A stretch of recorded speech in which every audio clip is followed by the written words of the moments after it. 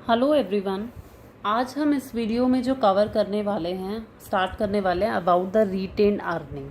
ठीक है, इस वीडियो में we are going to introduce the retained earning. हम इस वीडियो में रिटेन्ड अर्निंग को इंट्रोड्यूस करेंगे। In the previous video although we have completed equity shares as well as preference shares. So today's video is going to all about the retained earning. Retained earning क्या होता है? See, earning means what? हमारा profit, हम जो कमा रहे हैं। Retain मतलब जो आप प्रॉफिट रिटेन कर रहे हैं, जो आप प्रॉफिट बचा रहे हैं, a kind of retain earning. इस कॉन्सेप्ट को समझने के लिए I will explain you with the help of an example. Okay, there is a child, एक ये बच्चा है। Okay, there is a child और ये इसके पेरेंट्स हैं।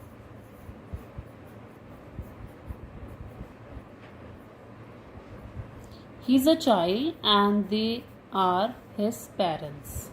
ये इसके पेरेंट्स हैं। ठीक है, चाइल्ड मार्केट में कब जाता है, मार्केट में जाके उसको कोई टॉय पसंद आ जाता है। सपोज उसको कोई भी चीज़ पसंद आ गई, कोई टॉयस पसंद आ गए, तो व्हाट ही वाज डूइंग कि मुझे टॉय चाहिए। तो इसने अपने पेरेंट्स से क्या बोला? आई वॉन्ट अ टॉय, मुझे टॉय चाहिए। ओके, जैसे होता है बचपन में बच्चे होते हैं, उनको बहुत प्यारी प्यारी चीज़ें पसंद आ जाती हैं, तो वो उसको मतलब ही वॉज टू हैप्पी कि मुझे ये चीज़ अच्छी लग रही है, वो चीज़ अच्छी लग रही है। तो अल्टीमेटली एट द एंड उसको कोई एक टॉय पसंद आ गया, तो उसको वो टॉय खरीदने के लिए वो अपने पेरेंट्स से बोलता है। अब पेरेंट्स क्या होते हैं? They are very much strict. वो कहते हैं कि नो, हमारे पास तो जो आप टॉय मांग रहे हैं दैट इज़ टू कॉस्टली, ये तो बहुत महंगा है, हमारे बजट से बाहर है। तो पेरेंट्स ने उन टॉय को परचेज करने से मना कर दिया।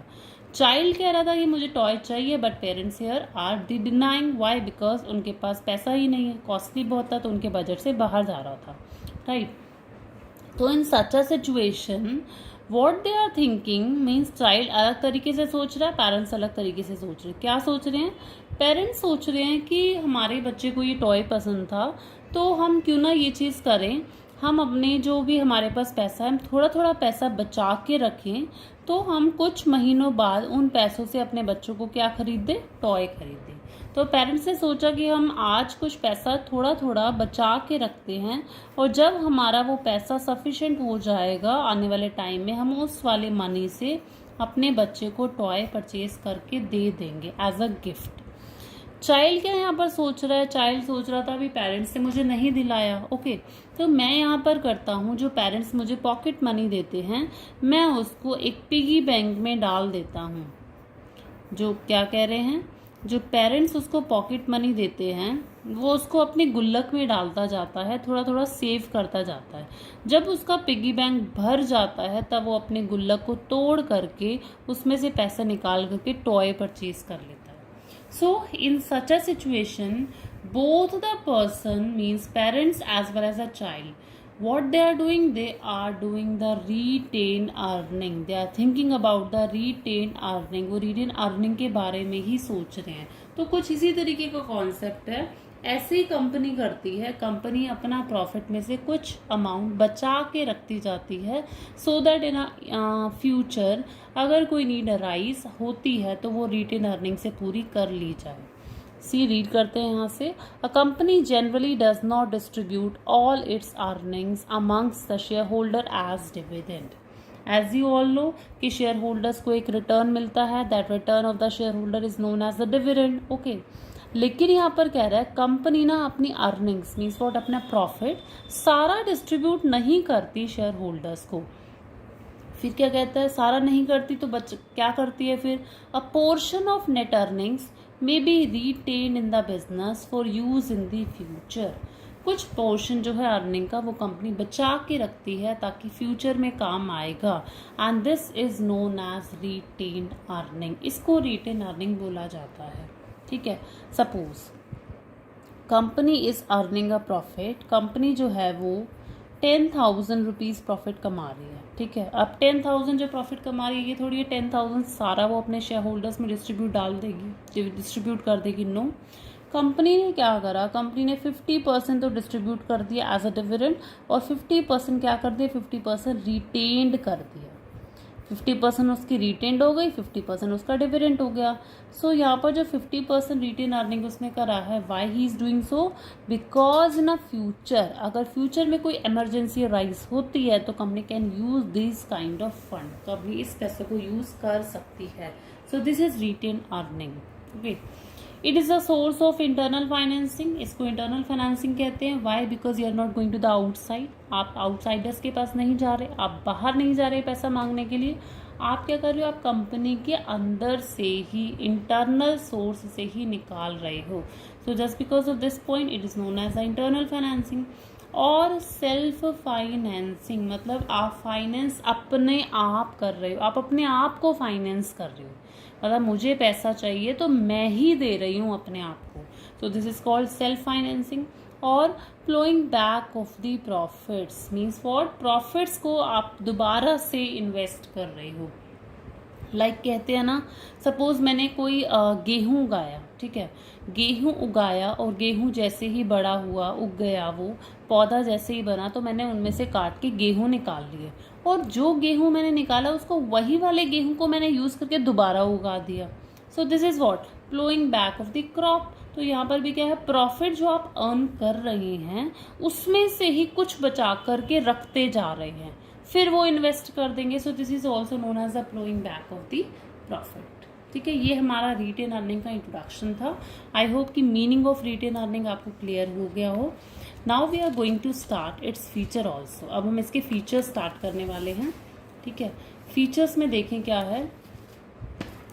फीचर्स में फर्स्ट पॉइंट क्या कहता है, most dependable source, second is no cost, third is no interference, fourth is goodwill, fifth is no fixed liability.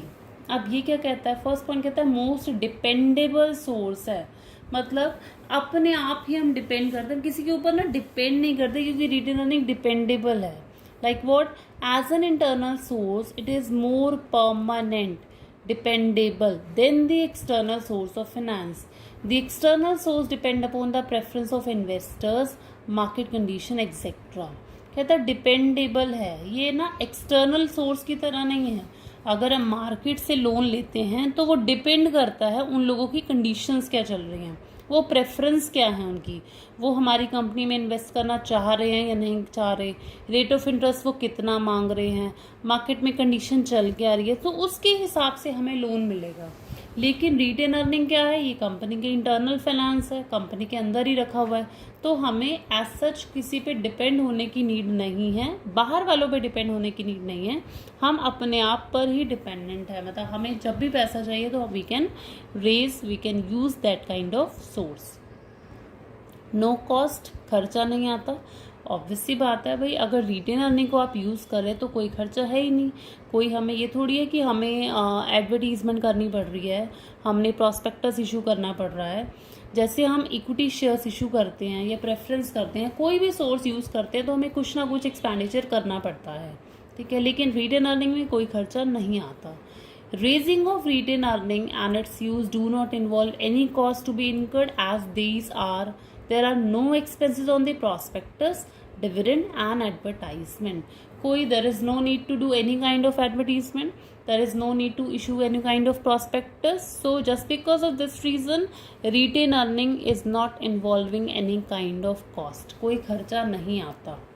No interference, अब ये इसमें भी ये पॉइंट हो गया, क्योंकि रिटेन अर्निंग हमारा इंटरनल सोर्स है, तो इंटरनल सोर्स है तो इंटरफेरेंस है ही नहीं। As the funds are generally generated internally, there is a greater degree of operational freedom and flexibility. Retain earning involve no risk of dilution of control. जैसे हमने equity shares में पढ़ा था, equity shareholder are getting the voting rights. Okay, so when they are getting the voting rights they have the right to participate in the management. जब management में participate करने का right है तो कहीं ना कहीं कंट्रोल जो होता है कंपनी का वो इक्विटी शेयर होल्डर्स के पास चला जाता है। जब हमने प्रेफरेंस की बात करी तो प्रेफरेंस शेयर होल्डर्स के पास कोई वोटिंग राइट नहीं होते, तो प्रेफरेंस वालों का भी इंटरफेरेंस कोई राइट नहीं होता। Here is also the same, because retain earning जो है वो क्योंकि वो इंटरनली जनरेट करी है तो कंपनी की फ्रीडम कंपनी के पास ही रहेगी। रिटेन अर्निंग को यूज करने से भी कंपनी का जो कंट्रोल है वो डाइल्यूट नहीं होता। Okay, goodwill. गुडविल देखो क्या होता है, गुडविल मतलब रेपुटेशन। इसमें क्या कहता है, retain earning add to the financial strength and improved credibility of the company. It enhanced the capacity of the business to absorb unexpected losses. ये क्या पॉइंट कहता है, कहते हैं जितना ज़्यादा आप गुडविल जितना ज़्यादा आप रिटेन अर्निंग बचा रहे हैं ना, इसका मतलब कंपनी की गुडविल और बहुत ज़्यादा इम्प्रूव होती जा रही है, कंपनी की क्रेडिबिलिटी इम्प्रूव हो रही है। सी, हम रिटेन कब करेंगे, मैं पैसा कब बचाऊंगी अपने घर में, जब बचाऊंगी जब मेरे पास होगा भी सही, मतलब जब मैं प्रॉफिट कमाऊंगी तभी तो मैं बचाऊंगी। तो यहाँ पर क्या कंपनी प्रॉफिट कमा रही है तभी तो रिटेन करके रख रही है, यानी कंपनी इतना अच्छा कमा रही है कि बाकी सारा खर्चा देने के बाद भी उसके पास इतना सारा पैसा है कि वो अपने लिए भी कुछ बचा के चल रही है, यानी company is earning a lot of profits. So company बहुत अच्छा प्रॉफिट कमा रही है तभी रिटेन कर रही है, जब रिटेन कर रही है तो गुडविल ऑटोमेटिकली कंपनी की इंप्रूव हो रही है, क्रेडिबिलिटी इंप्रूव हो रही है। क्रेडिबिलिटी इंप्रूव होने का मतलब लोग जो है कंपनी को लोन दे सकते हैं।